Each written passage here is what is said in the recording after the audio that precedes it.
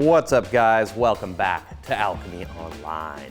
This week we're mixing things up a little bit and talking about learning tricks and progression, but not in the same way we do with our normal coach tips. We're talking today about burnout. Sometimes focusing on these tricks can kind of get tedious. We get frustrated, we get overwhelmed, and we want to give up. And so today we're going to share with you guys some of the different games that we play, because as it turns out, humans learn incredibly well when we're having fun. So we're going to share with you some group games you can play with your friends and some different games and challenges you can do on your own that are going to sneakily teach you how to progress your skills, again, while we're having fun. So get stretched out and stick around as we break down some skateboarding games.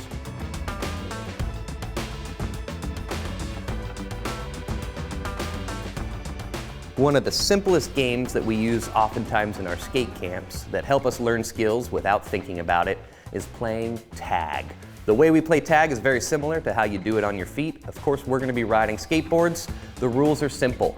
Every rider must keep at least 1 foot on their board at all times. There is no jumping off. Set a group at one side of your parking lot skate area, set half the group on the other, pick who's it, and unleash.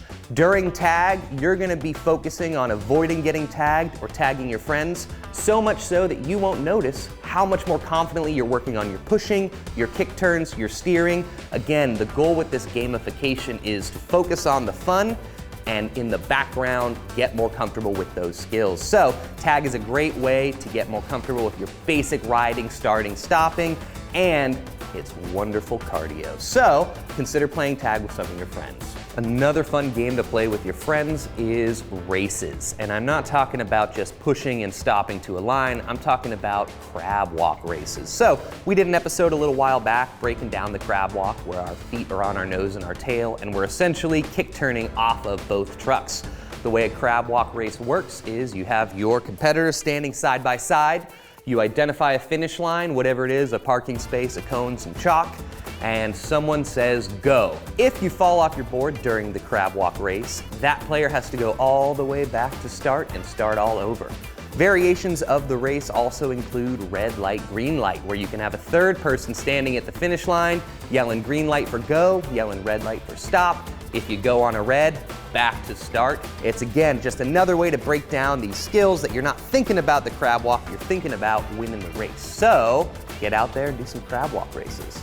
The last group game that we like using in a lot of our summer camps and programs is an obstacle course race.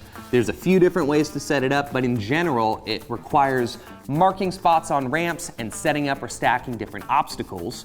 You want to make sure all of your riders have an agreed upon route, and what you can do is time trials, see who can make it through the route fastest, or if you're playing with lots of friends, consider a relay race where there's midpoints that you tag off and switch teammates, see who can get through it fastest. If the race gets a little boring, you can mix it up by adding in additional rules. Say for instance, no pushing. Riders have to generate speed from pumping on ramps or by doing tic-tacs. There's a ton of ways to break it down, but what you want to consider if you're playing this style of game at a skate park is use non-permanent things like chalk or taping plastic cones, because we don't want to make changes to our skate parks. We want to just set up those obstacles for us to play with temporarily, and they'll dissipate with a nice rainfall. So get out in your parks, get funky, find new routes, find new obstacles, find different ways to challenge yourself that's fun, and you'll be learning all kinds of new skills in no time. So these are just 3 of our more favorite games. Of course, there are tons of other games you can play with your friends, but not everyone has time to get together with their buddies, and so we want to break down a few games you can play by yourself. The obstacle course we just ran, as you saw, is plenty of fun if no one's around. So get some chalk, get some cones, make a weird course, go to town figuring out new stuff. You're going to accidentally be learning new things and building skills. So you don't always need other people to play these games. The next solo challenge that you can play with no one else is a game we call The Floor is Hot Lava. Something a lot of us growing up played, but we play it here on skateboards. The premise is simple, and this game really builds skills related to our manuals. What you want to do is pick areas of the skate park that are your lava. Then you want to pick a rule for your lava. For us, the rule is if you're in lava, you have to be doing a manual. The way we play here in the park is ramps are safe zones, but anytime we're touching the concrete, you have to be in a manual. It could be a regular manual, a nose manual, fakie manual, doesn't matter, but in general, you set that rule for your lava. Lava means 2 wheels up. Again, this is a style of game that encourages you to get better at your manual without really trying that hard to do your manual. You're focusing on the start and end of your lava boundaries. The last challenge we're gonna share with you guys is a game we call Back to Back. And this game is best suited for mini ramps. It's something you can try out in the park elsewhere, but again, it's really designed to work great on a mini ramp with the same size quarter pipes, same coping, because the way we play the game is you drop in and you do a trick.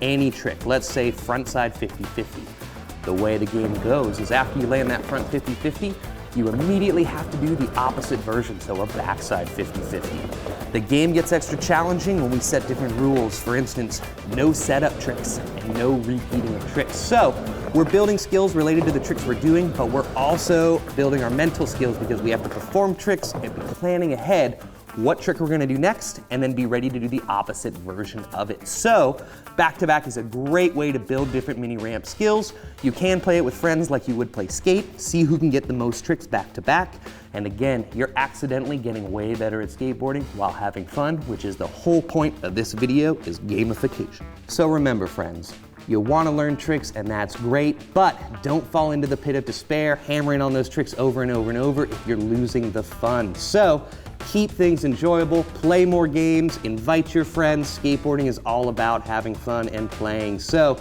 get out there, play some games, and if you're making up your own games, let us know. We'd love to try them out. Until next time, keep skating, and always remember to stretch.